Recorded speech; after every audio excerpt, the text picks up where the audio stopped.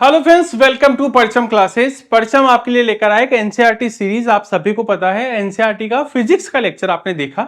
आज हम बात करने वाले हैं बायोलॉजी के बारे में और नेक्स्ट जो सेशन होगा वो होगा केमिस्ट्री पे। यानी एक ओवरव्यू आपको हम लोग दे रहे हैं कि क्लास 6 से लेकर, ठीक है, क्लास 6 से लेकर क्लास, अगर मैं 12 तक की बात करूं तो जनरल साइंस में जो भी इंपॉर्टेंट पार्ट है क्लास वाइज समझ लीजिए, उसको सब्जेक्ट वाइज आप समझ लीजिए कि फिजिक्स केमिस्ट्री बायोलॉजी को हमने सेपरेट करके ले लिया है।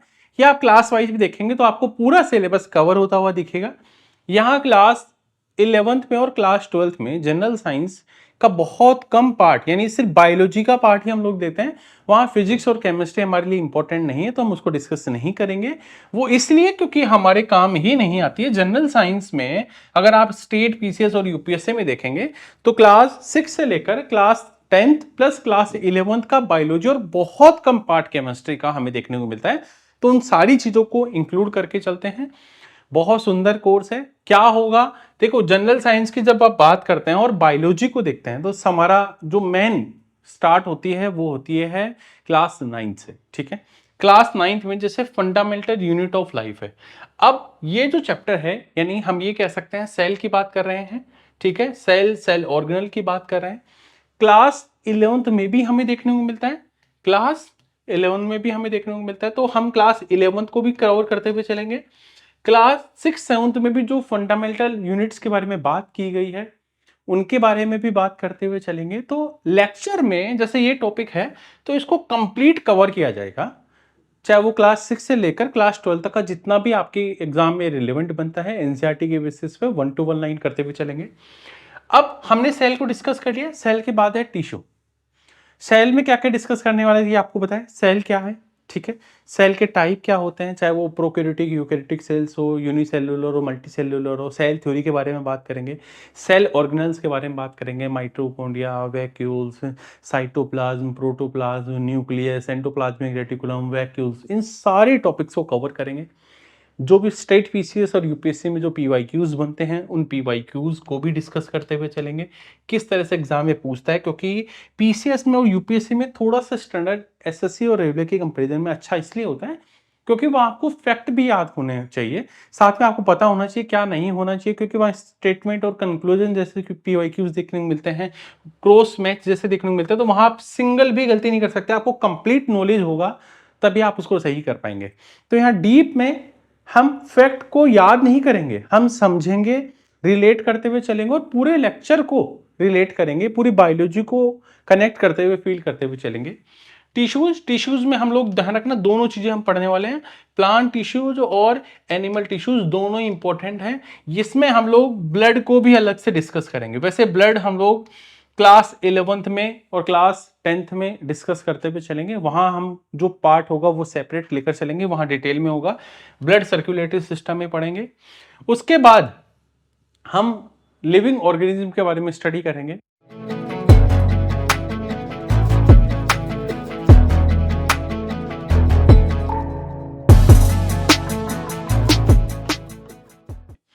क्लास 10th में जब आप देखोगे तो एक टॉपिक बहुत इंपॉर्टेंट है, लाइफ प्रोसेसेस।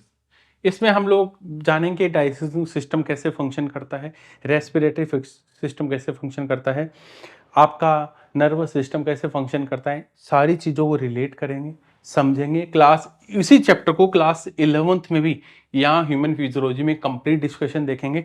ये सारे चैप्टर्स क्या हैं, ह्यूमन फिजियोलॉजी से रिलेटेड है, यानी यहाँ और यहाँ आप कंट्रोल करते हुए चलेंगे, इनको रिलेट करेंगे।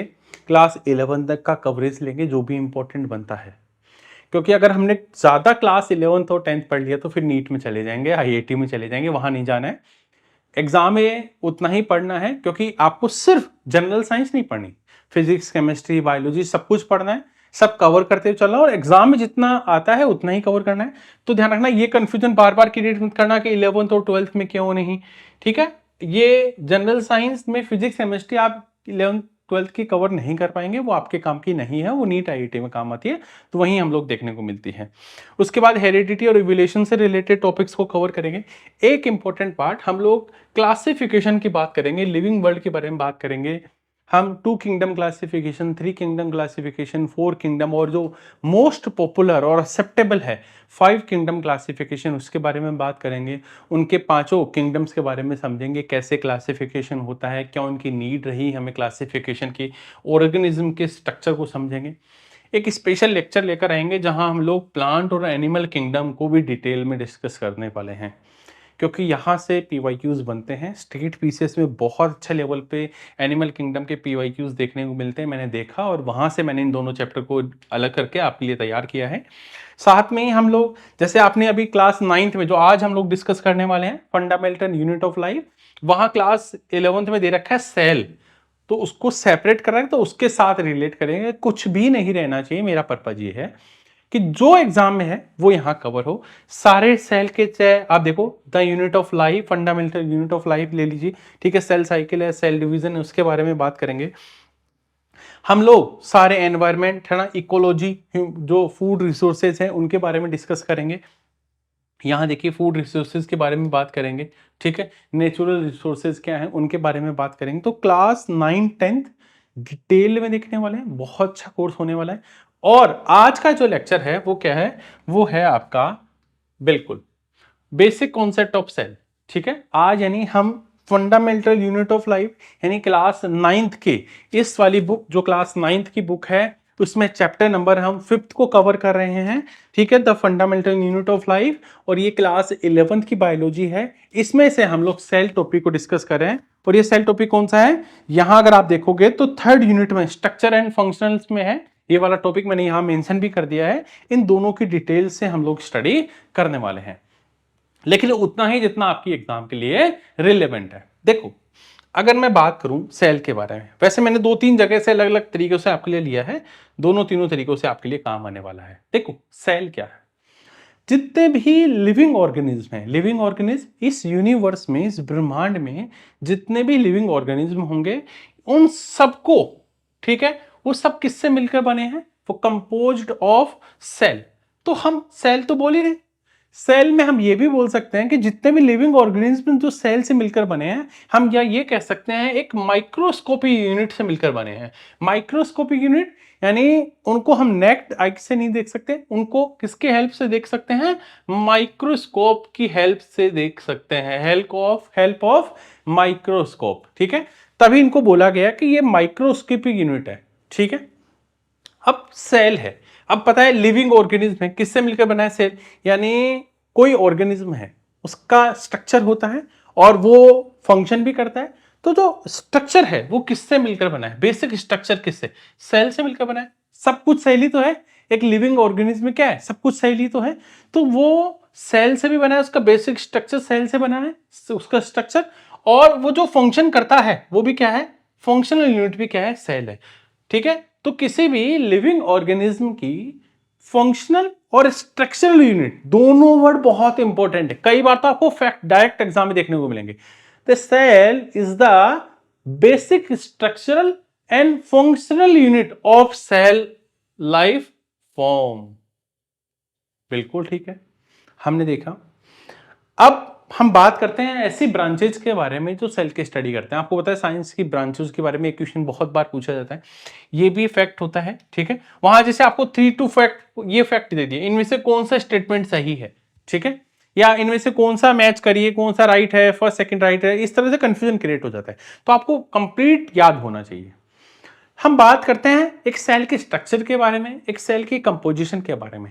इन सब की जो स्टडी है वो क्या है, तो study of structure and composition of cell is cytology. क्या है, साइटोलॉजी है, ठीक है। इसके बारे में बात की, लेकिन सेल के बारे में इतनी सारी बातें हुई, लेकिन सेल के बारे में सबसे पहले बात किसने की थी, कौन से ऐसे साइंटिस्ट थे जिन्होंने सेल के बारे में बात की। एक साइंटिस्ट हुए जिनका नाम है रॉबर्ट हुक, ठीक है। सेल को सबसे पहले रॉबर्ट हुक ने क्या किया, ऑब्जर्व किया। इनके पीछे की कहानी है वो भी मैं आपको बताऊंगा। इन्होंने ये जो सेल को डिस्कवर किया, वो जो कार्क टिश्यू, जो डेड कॉर्क स्लाइस है, उसमें 1665 में एक माइक्रोस्कोप से हेल्प से देखा, और इन्होंने ये जो बात बताई कि कोई भी लिविंग ऑर्गेनिज्म की स्ट्रक्चरल फंक्शन यूनिट सेल होती है, वो इन्होंने कहाँ बताई, माइक्रोग्राफिया, है ना, माइक्रोग्राफिक जो इनकी बुक थी उन्होंने वहां पर जाकर मेंशन किया। अगर मैं आपको थोड़ा सा आगे लेकर चलूं, अगर मैं आपको एक स्ट्रक्चर बताना चाहूं तो कुछ इस तरह से है। यहाँ 3-4 क्वेश्चंस यहाँ बनते हैं, मैंने अलग से भी 2-2 3-3 स्लाइड आपके लिए तैयार किए ताकि आप सीधा कनेक्ट कर पाओ। क्या बात है यहाँ पर, हम जब बात करते हैं तो हम कह रहे हैं कि the study about cell is क्या है, नोन एज साइटोलॉजी। साइटोलॉजी है। साइटोलॉजी जो टर्म है, ठीक है, क्लास 9th में नहीं है, क्लास 11th में है। तो ये जो टर्म दी, ये किसने दी गई, गिवन बाई हर्टविंग, ठीक है, ये किसने दी, हर्टविंग ने दी। लेकिन जब आपको पता है साइंस के ब्रांचेस के बारे में बात करते हैं तो उन ब्रांचेस के फादर भी रहे होंगे यार, इनका क्रेडिट किनको देते हैं, ठीक है। तो फादर ऑफ साइटोलॉजी क्या है, रॉबर्ट हुक। साइटोलॉजी, साइटोलॉजी यानी स्टडी ऑफ सेल्स। साइटो का मतलब क्या है, साइटो का मतलब है यहां पर सेल, और logy and study, logy and study, जहां भी लॉजी लगा होगा मतलब हम किसी स्टडी की बात कर रहे हैं। तो क्या है यहां पर है, स्टडी ऑफ सेल, ठीक है, कोशिका के अध्ययन के बारे में बात करते हैं। यहां दो साइंटिस्टों के बारे में और बात करेंगे, ये हर्टविंग की फोटो है और ये रॉबर्ट हुक की फोटो है। अब बात करते हैं, दो और आपको पता होना चाहिए। एक तो फादर ऑफ साइटोजेनेटिक्स, ठीक है, ये भी इंपॉर्टेंट आपको पता है, फादर ऑफ साइटोजेनेटिक्स। तो फादर ऑफ साइटोजेनेटिक्स की बात करते हैं तो H.J. मूलर, ये साइंटिस्ट है, H.J. मूलर को ही फादर ऑफ क्या कहते हैं, साइटोजेनेटिक्स कहते हैं। अब father of cytology Robert Hooke को बोल चुके हैं, लेकिन जो बाद में मॉडर्न टाइम में या उनके बाद में जो बहुत ज्यादा स्टडी की गई, ठीक है, लेटेस्ट के कुछ सालों में रिसर्च किया गया, वो थे स्वानसन, ठीक है। तो उनको फादर ऑफ मॉडर्न साइटोलॉजी भी कहते हैं। सेल के बारे में दो चीजें पढ़ी, एक तो किसी भी लिविंग ऑर्गेनिज्म की सबसे स्मॉलेस्ट यूनिट क्या होती है, सेल होती है, और किसी भी लिविंग ऑर्गेनिज्म की स्ट्रक्चरल और फंक्शनल यूनिट भी क्या होती है, सेल होती है। तो सेल क्या है, सेल किसी भी लिविंग ऑर्गेनिज्म की सबसे स्मॉलेस्ट यूनिट है, स्ट्रक्चरल यूनिट और फंक्शनल यूनिट है। इस लेक्चर में हम उस लेवल तक पहुंचेंगे जहां आपको लगेगा कि सेल में ये सब हमने कभी देखा ही नहीं। एक बेसिक ओवरव्यू है, क्योंकि हम क्लास 6 से पढ़ रहे हैं, बहुत बच्चे उसमें तो सर ये तो बहुत ईजी है, अभी क्या कर रहे हैं, क्लास 6 से लेकर क्लास 11 तक जाने वाले हैं। मैं ये मान के चल रहा हूं कि कोई बच्चा ऐसा भी होगा जो पहली बार बायोलॉजी को देख रहा होगा, क्लास 10th के बाद उसने कभी बायोलॉजी नहीं पढ़ी होगी, साइंस का स्टूडेंट नहीं होगा। अब एक ओवरव्यू देता हूं ताकि आप पूरे बायोलॉजी के लेक्चर को कनेक्ट कर पाएंगे। एक्चुअल में किसी भी लिविंग ऑर्गेनिज्म की स्ट्रक्चरल और जो फंक्शनल यूनिट है, हम कहां बात करते हैं, स्ट्रक्चरल और फंक्शनल यूनिट में सबसे पहले जो वर्ड बात करते हैं वो है सेल। यानी कोई भी लिविंग ऑर्गेनिज्म किससे मिलकर बना होता है, सेल से मिलकर बना होता है। उसकी फंक्शनल यूनिट क्या होती है, सेल होती है। उसकी फंक्शनल स्ट्रक्चरल यूनिट क्या होती है, वो भी सेल होती है। तो वो फंक्शन का पता क्या है, एक सेल, आपको पता है एक इंटरेस्टिंग आपको बता दूं, एक सेल भी एक पूरी लाइफ हो सकती है। जैसे हम हैं, हम मिलियंस ऑफ सेल से मिलकर बने हैं, ठीक है, लेकिन आपको पता है एक सेल भी जिसको हम देख नहीं सकते, वो भी एक पूरी लाइफ हो सकती है, ठीक है। वो अपना डाइजेशन कर सकता है, वो अपनी रेस्पिरेशन कर सकता है, वो अपना एक्सक्रीशन कर सकता है, उसका नर्वस सिस्टम हो सकता है, वो सारे फंक्शन अकेले सेल कर सकते हैं। सेल भी एक लाइफ होती है, हम पढ़ेंगे। आपको पता है सेल के बारे में हमने नेक्स्ट चैप्टर टिश्यू को क्यों पढ़ा, क्योंकि बहुत सारी सेल्स मिलकर, यानी हम ये कह सकते हैं group of cells, group of cells, cells क्या होती हैं, टिश्यूज होते हैं, ठीक है। ये ग्रुप ऑफ सेल्स क्यों बनते हैं, क्योंकि इनको मान लेते हैं कि इनको कोई स्पेसिफिक फंक्शन करना है, स्पेसिफिक फंक्शन के लिए, ठीक है। ये क्या हो गई हैं, ये सारी एक हो गई हैं, ठीक है, ये सारी सेल्स एक हो गई और किसी फंक्शन को पूरा कर रहे हैं, उसको क्या कहते हैं, ग्रुप ऑफ सेल्स को टिश्यू कहते हैं, ठीक है।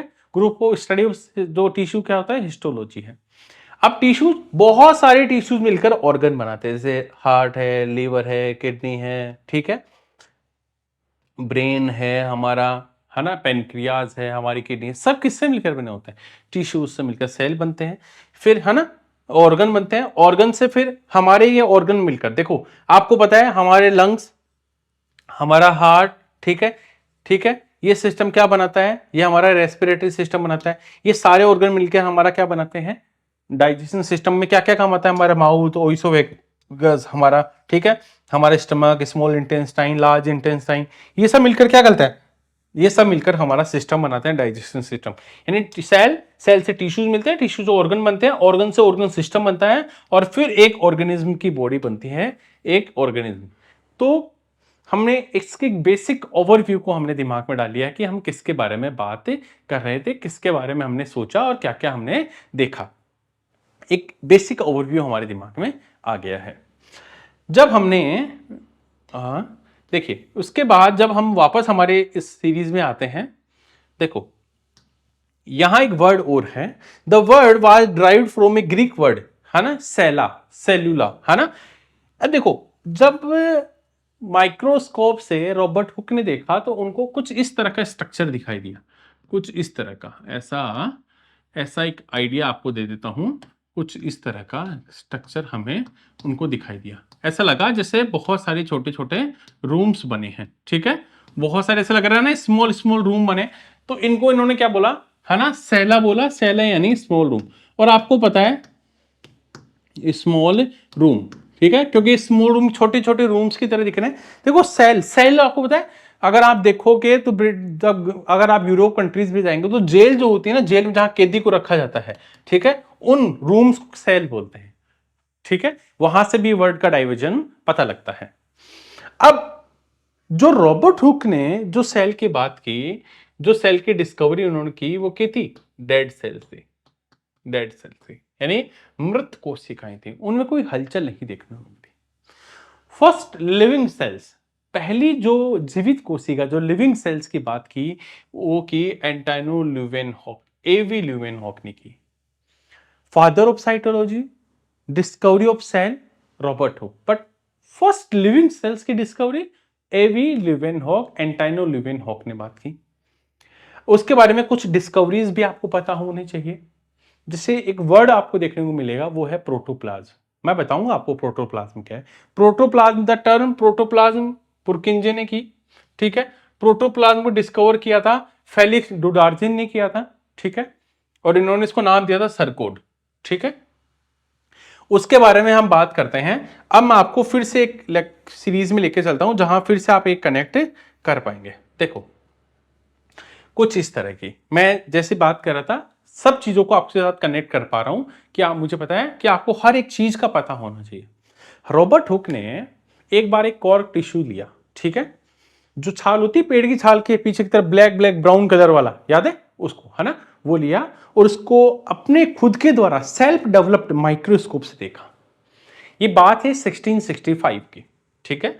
रॉबर्ट हुक ने कॉर्क टिश्यूज में 1665 में देखा और एक ऑब्जर्व किया, एक हनी बी स्ट्रक्चर जैसा, ऐसे मधुमक्खी के छाले जैसा, ऐसा लग रहा था छोटे छोटे रूम्स हैं, ठीक है। ये रूम्स सेला कहलाए और फिर इसी से ही सेल वर्ड का डाइवर्जन हुआ, ठीक है। ये सिमिलर सेल जैसे रूम जैसे स्ट्रक्चर उनको दिखाई दिया। रॉबर्ट हुक ने इसको बुक को मेंशन किया, कौन सी बुक है, माइक्रोग्राफिया में बुक को मेंशन किया। फिर एक साइंटिस्ट आए एंटोनी ल्यूवेनहॉक, मैंने बात की, उन्होंने लिविंग ऑर्गेनिज्म यानी बैक्टीरिया के बारे में बात की, ठीक है। ये कहती है कि लिविंग सेल्स थी, ठीक है, जीवित कोशिका थी, उसके बारे में बात की।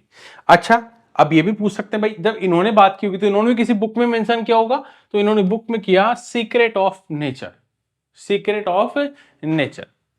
अब सेल की डिस्कवरी हो चुकी है, धीरे धीरे साल गुजरते जा रहे हैं, 16, फिर कुछ लगभग 150-200 सालों के बाद, 150 ईयर्स के बाद एक बात शुरू हुई कि भाई सेल है क्या, हम किसको सेल बोले। उसके लिए एक सेल थ्योरी की बात की गई, धीरे धीरे डेवलपमेंट शुरू हुआ और दो साइंटिस्ट, एक बॉटनिस्ट थे, एक जूलॉजिस्ट थे, उन्होंने, दो साइंटिस्ट, उनका नाम है, ठीक है, एमजे स्लाइडेन एंड स्वान, ये दो साइंटिस्ट थे।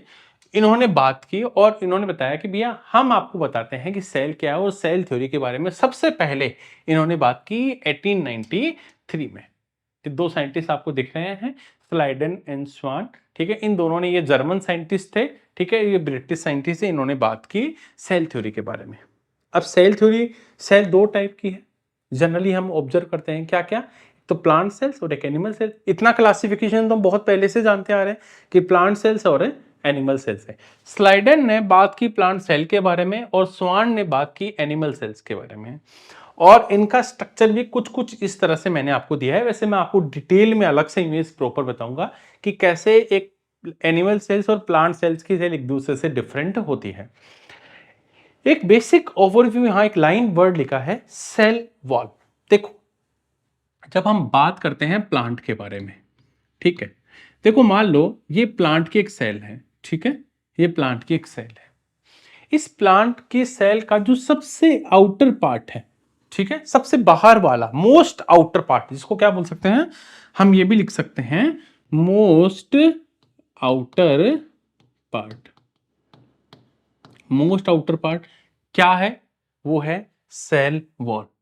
Cell wall. फिर इसके अंदर होती है आपके, ये ऐसे अगर मैं लेके चलूं, ये होती है फिर सेल मेम्ब्रेन्स। क्या होती है, सेल मेम्ब्रेन्स।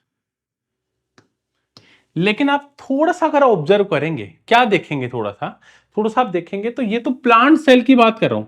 अगर यही एनिमल सेल होती तो एनिमल सेल्स में ये वॉल नहीं होती, वहां क्या होता, सिर्फ सेल मेम्ब्रेन्स होती। तो अगर कोई आपसे ये पूछता कि एनिमल सेल्स की मोस्ट आउटर लेयर कौन सी है, तब आप सेल मेम्ब्रेन्स की बात करेंगे, ठीक है।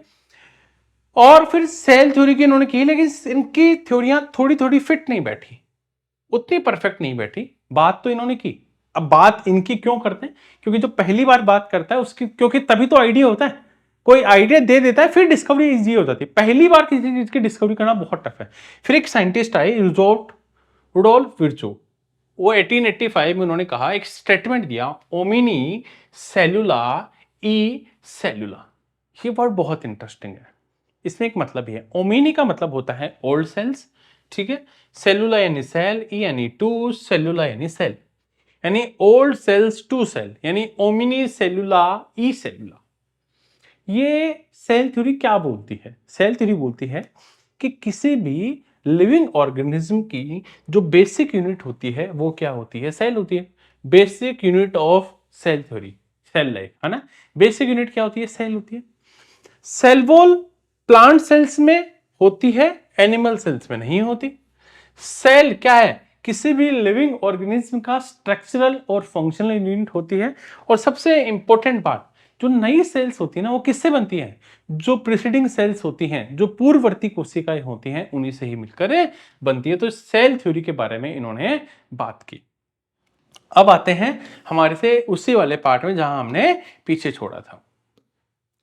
की थी, ये वाली बात की थी मैंने, ये मैंने आपको बता दी। स्लाइडन स्वान, रुडोल्फ विर्चो आए, फिर उन्होंने बताया कि जो भी प्लांट और एनिमल सेल्स होती हैं, सेल से मिलकर बनती हैं, बेसिक यूनिट होती है, प्री एग्जिस्टिंग सेल से ही नई सेल्स का निर्माण होता है ना। अब देखो, सेल थ्योरी की ही कह रहे कि भैया सही तो सेल थ्योरी है।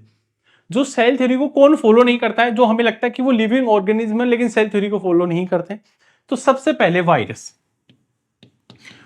सेल थ्योरी को फॉलो नहीं करते, ध्यान रखना। एक्सेप्शन है, ये एग्जाम में पीवाईक्यू भी बनता है, ठीक है। सेल नहीं करते हैं प्रियोन, है ना। प्रियोन जो है, आरबीसी जो है, वो क्या नहीं करती हैं, सेल थ्योरी को फॉलो नहीं करते हैं। क्यों नहीं करती हैं, देखिए वायरस के बारे में तो आपने सुना है, अगर वायरस अपनी फेवरेबल कंडीशंस में होगा, फेवरेबल यानी अगर वो किसी होस्ट ऑर्गेनिज्म के बॉडी में होगा तो एक्टिव हो जाता है, ठीक है। वरना क्या होता है, ऐसा रहता है जैसे वो डेड है। तो वो एक कनेक्शन नहीं बना पा रहा है, वो सेल थ्योरी को प्रॉपर रूप से फॉलो नहीं कर पा रहा। प्रियोन भी सेल थ्योरी को फॉलो नहीं करते। ये किस चीज के लिए रिस्पॉन्सिबल है, जैसे कोई प्लांट डिजीज है ना, प्लांट डिजीज के लिए रिस्पॉन्सिबल होते हैं प्रियोन, ठीक है। बहुत सारे प्लांट डिजीज इन्हीं की वजह से होते हैं, ठीक है। अब यह क्लासिफिकेशन तो हो गया, हमने सेल थ्योरी के बारे में बात भी कर ली, लेकिन सेल थ्योरी की जब पहली बार बात करते हैं तो हम देखते हैं कि सेल थ्योरी के बाद हम सेल के टाइप को देखते हैं कि कैसे हमने उन सेल्स को डिवाइड किया है। वैसे सेल को आप देखोगे यूनिसेल्युलर, मल्टीसेल्युलर, उनके टाइप्स ऑफ सेल के, ऑर्गेनिज्म के नंबर ऑफ सेल के बेसिस पे किया है। फिर प्रोकैरियोटिक और यूकैरियोटिक डेवलपमेंट के बेसिस पे किया है, ठीक है। फिर प्लांट सेल्स और एनिमल सेल्स को डिवाइड किया, और इन तीनों टाइप्स को समझना जरूरी है। टाइप ऑफ सेल्स में हम दो चीजें देख रहे हैं, एक तो है यूनिसेल्युलर ऑर्गेनिज्म और एक है मल्टीसेल्युलर ऑर्गेनिज्म, ठीक है। यूनिसेल्युलर का मतलब समझ में आ रहा है, यूनि यानी वन। यूनि का मतलब क्या है, यहां यूनि का मतलब है वन, सेलुलर यानी सेल, यानी these are organism which made up of single cell only, वो एक ही सेल से मिलकर बने होते हैं, जैसे अमीबा, अमीबा क्या है, सिंगल सेल ऑर्गेनिज्म है, यूनिसेल्युलर ऑर्गेनिज्म है, वो सारे फंक्शंस है ना ऑर्गेनिज्म सिंगल सेल ही परफॉर्म करती है। उस ऑर्गेनिज्म के जितने भी वाइटल बॉडीज के जो जो फंक्शंस हैं वो कौन पूरा करता है, वो सिंगल सेल, मैंने कहा ना एक सिंगल सेल भी एक लाइफ हो सकती है जैसे अमीबा।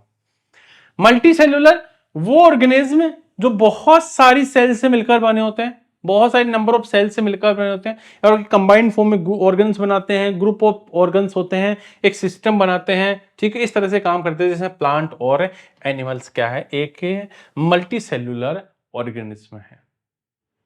हमने टाइप ऑफ सेल्स में उनके सेल के नंबर के बेसिस पर उनके दो क्लासिफिकेशन के बारे में बात की, जहां हम लोग यूनिसेल्युलर और मल्टी सेल्युलर दो चीजों को डिस्कस कर रहे हैं। अब हम बात करेंगे एक सेकेंड टाइप के बारे में, on the basis of type of organization. ठीक है, सेल्स आर टू टाइप्स, ठीक है, एक तो prokaryotic cells and second eukaryotic cells.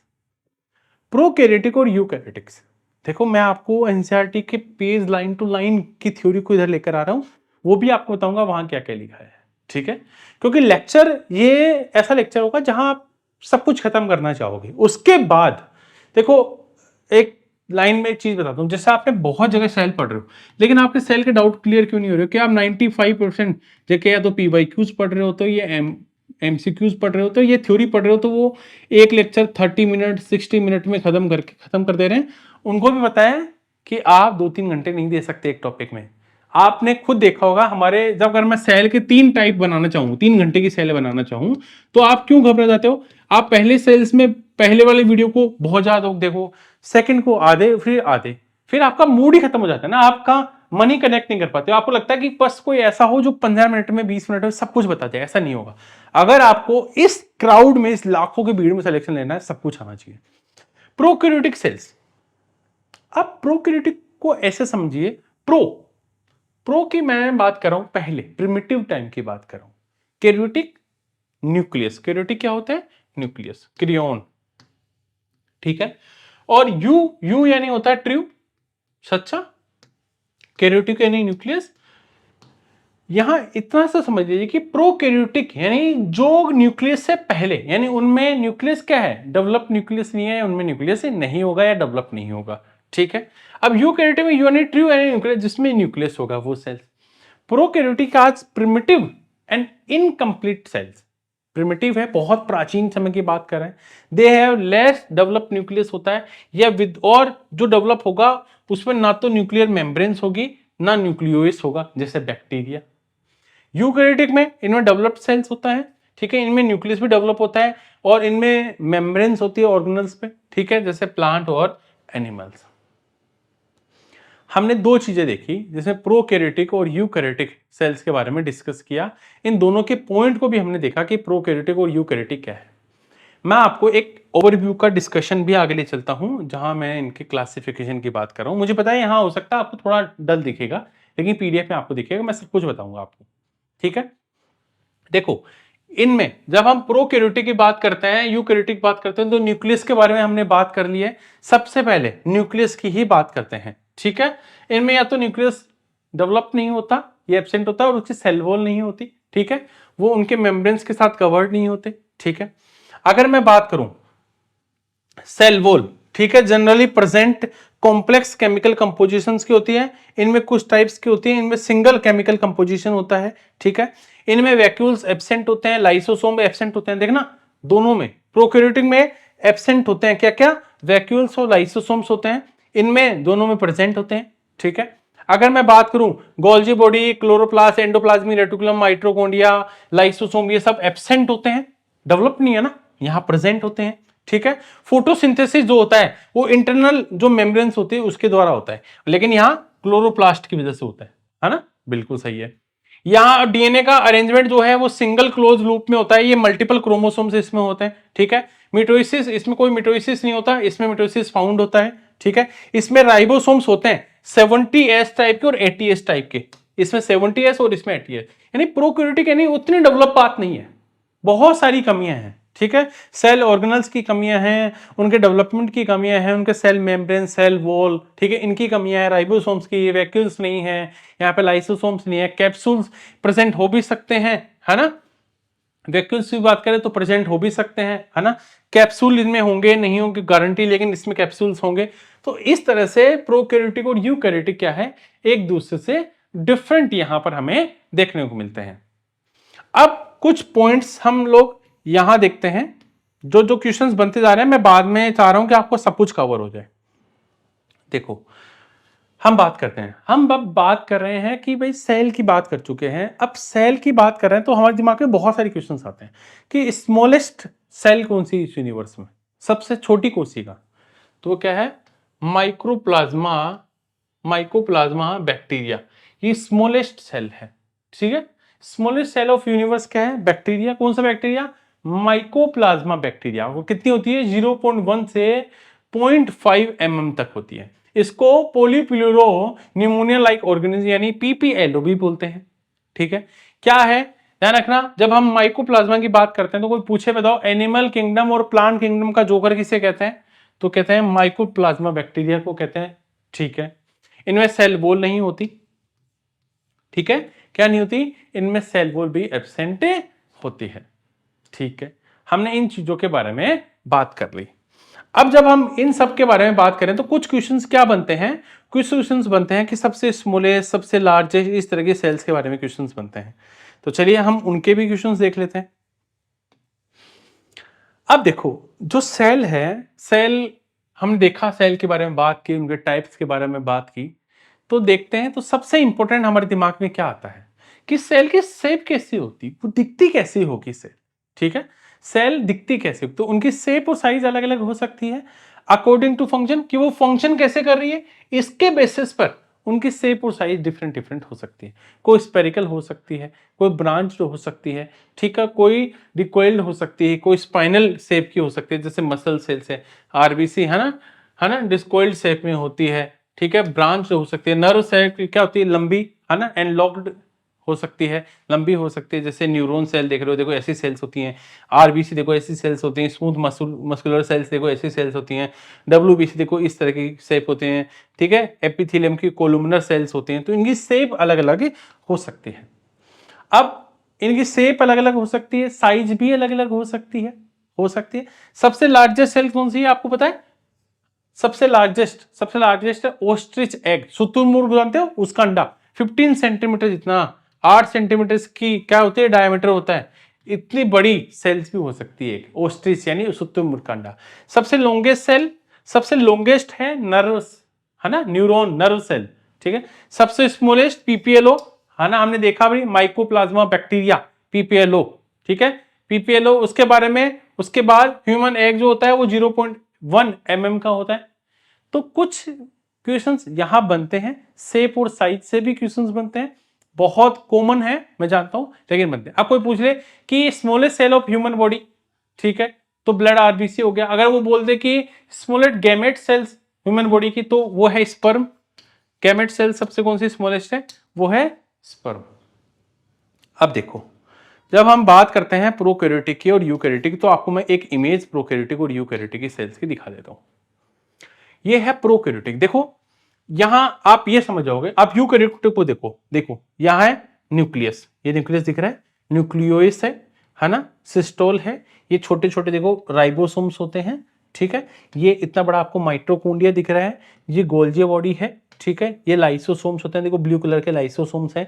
ये हमारी प्लाज्मा मेम्ब्रेन्स है, ये इतने बड़े बड़े देखो, ये ग्रीन कलर की, ये इस तरह के शेप में ऐसे, ये एंडोप्लाज्मिक रेटिकुलम होते हैं। ठीक है, ये क्या है, ये यूकैरियोटिक सेल्स है, कंप्लीट डेवलप है ना, यहाँ सारे ऑर्गेनल्स हैं, सेल ऑर्गेनल्स हैं, सेल वॉल से कवर्ड है, सब कुछ यहाँ दिख रहा है। यहाँ प्रोकैरियोटिक है, इसमें न्यूक्लियस तो है ही नहीं, और जो न्यूक्लियस है वो इस तरह से प्लास्टिड के फॉर्म में फैला रहता है ना, देखो इस तरह से फैला रहता है न्यूक्लियोइड के फॉर्म में, न्यूक्लियोइड के फॉर्म में। अब पता है सेल में क्या होता है, डीएनए में क्या होता है, न्यूक्लियस में क्या होता है, जेनेटिक मटेरियल होता है डीएनए। अब यहाँ न्यूक्लियस नहीं है तो ये फैला हुआ दिख रहा है, देखो आपको फाइबर जैसे ऐसे देखो, ऐसे दिख रहे हैं, ऐसे बिल्कुल सही है। ये इसमें सिर्फ साइटोप्लाज्म होता है, राइबोसोम्स होता है, लेकिन वो 70s टाइप का राइबोसोम्स होता है। दो टाइप्स के होते हैं, 70 और 80। इसमें 70s होता है, इसमें 80s राइबोसोम्स होता है। इनको ज्यादा समझने की जरूरत नहीं है, आपके काम की नहीं है। बहुत डीप में जाओगे तो हर चीज इंपॉर्टेंट है फिर, है ना, लेकिन वो हमारे काम ही नहीं आती, वो नीट में पूछा जाता है। ठीक है, देखो कैप्सूल्स होते हैं, तो ये पूरी तरह से डेवलप नहीं दिख रही है आपको, पता ही लग रहा है तुलसी की भी ये डेवलप है। तो ये लेटेस्ट वाली है कह सकते हैं, जैसे प्लांट्स और एनिमल्स में देखने को मिलता है, ये प्रिमिटिव टाइप्स में जैसे अमीबा वगैरह में देखने को मिलती है हमें। ठीक है, यहाँ हमने एक क्लासिफिकेशन वहां तो लिया था, यहाँ स्पेशली आपको देखने को मिलता है, मैंने कहा मिटोसिस नहीं होता है। ठीक है, न्यूक्लियर मेम्ब्रेन्स नहीं होती है, जो ऑर्गेनल्स होते हैं वो भी एब्सेंट होते हैं, प्रिमिटिव सेल्स होती हैं, इनमें न्यूक्लियस उतना डेवलप नहीं होता। ठीक है, 70s राइबोसोम्स ये सब होते हैं। यूकैरियोटिक सेल्स में मैंने बात की सारी, मैंने बताया मिटोसिस डिवीजन इसमें होता है, एटीएस टाइप के होते हैं, सारे ऑर्गेनल्स होते हैं, सेल टाइप्स में डिवाइडेड होती हैं। यहाँ एनिमल सेल्स और प्लांट सेल्स की बात करते हैं, ये एनिमल्स और प्लांट सेल्स की बात है। ये डिफरेंस भी बहुत इंपॉर्टेंट है। एनिमल सेल्स और प्लांट सेल्स का डिफरेंस बहुत बार पूछा जाता है। क्या क्या डिफरेंस है? मैं अगर एनिमल सेल्स और प्लांट सेल्स को कहूं, देखो यहां क्लोरोप्लास्ट से यही पता लग रहा है कि ये सेल्स कौन सी हैं, ये सेल्स हैं प्लांट सेल। ठीक है, और ये कौन सी सेल है, ये है animal cell. Animal cell, plant cell और एनिमल सेल। देखो सबसे पहले एनिमल सेल्स में डिवाइड करते हैं, पहला क्लासिफिकेशन, पहला हम लोग लेते हैं ये आपके सामने सेल वॉल। सेल वॉल इसमें एब्सेंट होती है, लेकिन सेल वॉल यहां प्रेजेंट होती है। देखो ये देखो सबसे आउटर जो लेयर है, देखो ये रही सेल वॉल, सबसे मोस्ट आउटर सेल। ठीक है, बिल्कुल। अब यहां यहां क्या होता है, यहां ये जो है वो है सेल मेम्ब्रेन्स। यहां भी देखो इंटरनल अंदर की तरफ है, सेकंड लेयर है, ये फर्स्ट लेयर है सेल वॉल की, ये सेकंड लेयर है सेल मेम्ब्रेन्स। तो सेल मेम्ब्रेन्स प्रेजेंट होती है, लेकिन ये मोस्ट आउटर कौन सी है, ये दोनों की अलग अलग है। क्लोरोप्लास्ट, इसमें क्लोरोप्लास्ट प्रेजेंट होता है और इसमें क्लोरोप्लास्ट एब्सेंट होता है, नहीं होता, क्योंकि ये तो डिफ्रेंशिएट सबसे पहले हम लोग करते हैं। अच्छा, मोस्ट इंपॉर्टेंट, अगर प्लांट को जो कार्बोहाइड्रेट्स है, जो फूड उसने बनाया है, वो किस फॉर्म में स्टोर करता है, ठीक है, तो ध्यान रखना वो स्टार्च के फॉर्म में स्टोर करता है। किसके? स्टार्च के रूप में, ध्यान रखना, मोस्ट इंपॉर्टेंट। और एनिमल्स, एनिमल्स किस फॉर्म में स्टोर करते हैं, वो ग्लाइकोजन के फॉर्म में स्टोर करते हैं, ग्लाइकोजन के फॉर्म में स्टोर करते हैं। फूड को स्टोर करना है ना, कार्बोहाइड्रेट्स का स्टोर किस फॉर्म में करते हैं, ग्लाइकोजन के फॉर्म में, और ये स्टार्च के फॉर्म में करते हैं। ठीक है, उसके बाद वैक्यूल्स की बात करते हैं, इनमें जनरली नहीं होते। ठीक है, और होते भी है तो बहुत स्मॉल साइज के होते हैं। ठीक है, स्मॉल साइज के होते हैं, लेकिन यहां प्लांट सेल्स में वैक्यूल्स होते हैं, लार्ज साइज के होते हैं। ठीक है, चलिए सही है।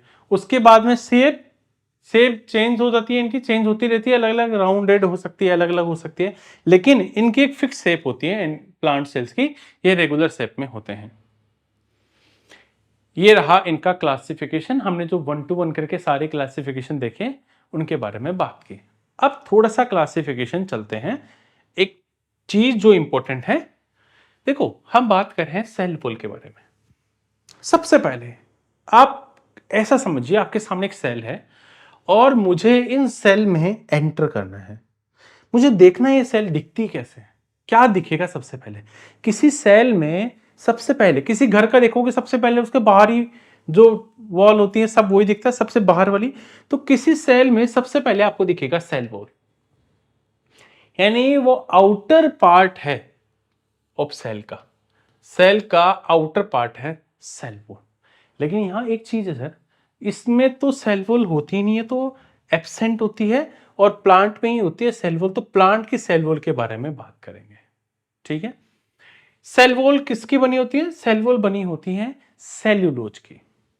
मैं आपको बहुत धीरे धीरे इसलिए पढ़ा रहा हूं क्योंकि मैं चाहता हूं कि आपको जिंदगी में फिर कभी सेल टॉपिक ना पढ़ना पड़े, ये आज आपकी आखिरी क्लास हो, यानी आप इसी को रिवाइज करते हुए पढ़ें, सब कुछ क्लियर करेंगे।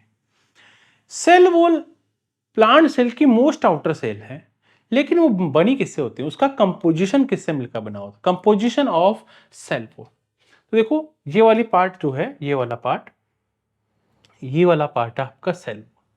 ठीक है, ये वाला पार्ट है सेल वॉल। पता है आपको सेल वॉल जो है वो प्लांट का डेड पार्ट है, मृत पार्ट है, उसमें डेड, इसमें जो सेल्स होती हैं वो क्या है, डेड टाइप की होती हैं, वो मृत होता है। ठीक है, डेड पार्ट है सेल वॉल। किसी भी सेल का डेड पार्ट क्या है, सेल वॉल है। क्यों? एक तो वो सेल्यूलोज से मिलकर बना होता है, और ध्यान रखना ये हार्ड पार्ट है, उस सेल का सबसे हार्ड पार्ट कौन सा है, सेल वॉल सबसे हार्डेस्ट है, उसका हार्ड पार्ट होता है। क्यों होता है? एक तो उसमें देखो, उसमें कंटेंट, वाटर ऑफ कंटेंट क्या होता है? 0% होता है। अब सेल्यूलोज दिमाग में आ गया होगा भैया कि सेल्यूलोज क्या है? सेल्यूलोज क्या है? सेल्यूलोज एक तरह का कार्बोहाइड्रेट्स है। सेल्यूलोज क्या है? एक तरह का कार्बोहाइड्रेट्स है। लेकिन सर, कार्बोहाइड्रेट्स के भी अलग अलग टाइप हमने पढ़े हैं, वो भी मैं आपको बताऊंगा जब न्यूट्रिशन टॉपिक को आपको कवर कराऊंगा। वैसे 3 टाइप्स के देखने को मिलते हैं। पहला है मोनोसैकेराइड्स, दूसरा है डाइसैकेराइड्स और थर्ड क्या है आपका? पॉलीसैकेराइड्स। तो 3 टाइप्स हैं, मोनो, डाई और पॉलीसैकेराइड। सुक्रोज किस तरह का सैकेराइड्स है? तो पॉलीसैकेराइड। देखो मैंने तीनों क्यों, क्योंकि कंफ्यूजन आपको पता होना चाहिए। कार्बोहाइड्रेट 3 टाइप के हैं, सेल्यूलोज तो आपका पॉलीसैकेराइड है। स्पेशल मेंशन किया कि आप याद कर पाए, कनेक्ट कर पाए, समझने, रटना नहीं है, समझना है। ठीक है। एक तो ये पूछ सकता है कि सेल वॉल के बारे में बात करते हैं जब, प्लांट सेल्स के बारे में। अब कोई पूछ ले कि जो बैक्टीरिया की सेल वॉल है वो किसके बनी होती है? वो पेप्टाइडोग्लाइकोन की बनी होती है। किसकी बनी होती है? पेप्टाइडोग्लाइकोन की बनी होती है। माइकोप्लाज्मा जो सेल वॉल है ना, सेल वॉल होती है। सेल वॉल हमने ये तो पढ़ा था, सबसे स्मॉलेस्ट सेल है माइक्रोप्लाज्मा बैक्टीरिया की, उसमें सेल वॉल नहीं होती। ठीक है। लेकिन जो बैक्टीरिया और दूसरे बैक्टीरिया होते हैं उनमें पेप्टिडोग्लाइकोन की बनी होती है। इनमें पेप्टाइडोग्लाइकोन में प्रोटीन और कार्बोहाइड्रेट, और प्रोटीन पॉलीमर यूनिट है, एमाइनो एसिड्स से होते हैं। प्रोटीन क्या होते हैं? बहुत सारे एमाइनो एसिड्स मिलकर प्रोटीन बनाते हैं, इसलिए मैंने एमाइनो एसिड्स लिख दिया है। ये बैक्टीरिया की सेल है। ठीक है। न्यूक्लियोइड देखो, ये डेवलप नहीं है, इसलिए क्या है? ये डीएनए न्यूक्लियोइड के फॉर्म में होता है। यहाँ साइटोप्लाज्म है, देखो प्रोकैरियोटिक सेल्स का स्ट्रक्चर है, यानी डेवलप नहीं होगा। बैक्टीरिया यानी प्रोकैरियोटिक सेल्स डेवलप नहीं है। देखो यस 70s टाइप के राइबोसोम्स हैं। ये आपको फ्लैजिला है, जिसको चलने में, मूवमेंट में हेल्प करता है, फ्लैजिला। ठीक है। चलिए ध्यान रखना, हाँ इस वाले पार्ट को फ्लैजिला कहते हैं, ये इंपॉर्टेंट है, फ्लैजिला। ठीक है। टेल पार्ट को बैक्टीरिया के पूछ सकते हैं। जो फंगाई होते हैं उनकी सेल वॉल किसकी बनी होती है? काइटिन की बनी होती है। और जो एल्गी की सेल वॉल होती है वो सेल्यूलोज की बनी होती है। एल्गी बिल्कुल सही है। हमने अभी देखा कि सेल के स्ट्रक्चर के बारे में बात की, सेल की शेप और साइज के बारे में बात की। हमने देखा कि एक सेल में सेल वॉल कैसे काम करती है, उसके बारे में बात की। हमारे लिए सबसे इंपॉर्टेंट जो जो बेसिक चीजें थी वो हमने एक कवर कर ली, क्योंकि हमें पता था कि बेसिक क्वेश्चंस क्या क्या बन सकता है एक एग्जाम में, वो सारी चीजें हमने देखी। अब हमारे लिए क्या इंपॉर्टेंट है? हमारे लिए इंपॉर्टेंट है अब सेल के ऑर्गेनल्स, कि सेल में कौन कौन से ऑर्गेनल्स होते हैं, और उन ऑर्गेनल्स के बारे में 1 to 1 करके स्टडी करेंगे। Structure of cell.